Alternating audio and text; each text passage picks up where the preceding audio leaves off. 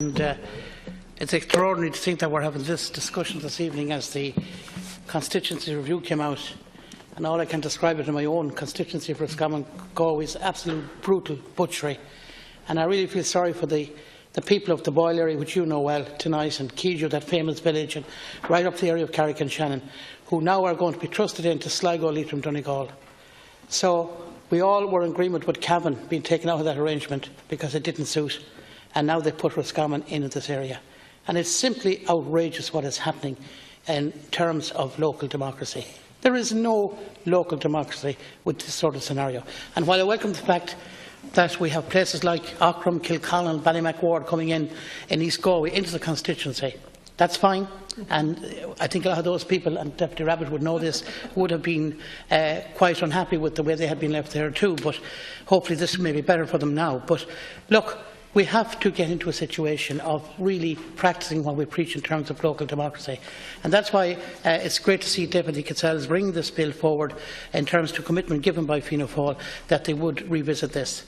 And what was done to local democracy by former Minister Hogan was simply outrageous.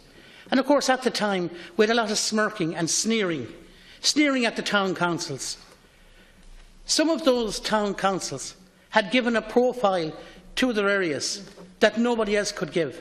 And Ballinasloe would be a case in point. A population of about close to 7,500 people. Now, as Deputy Rabbit can tell you, those people feel completely lost since their town council was taken away. And simply because Galway County Council, based in Galway City, isn't giving them what they say is a good enough service, they feel lost in everything they try to do. Great community, huge ideas, fantastic plans for going forward, but no support. Now, the reality here is that town councils, in terms of a population of maybe 5, 6, 7,000, had a very important role to play. And they actually gave a national profile to their locality, a national profile.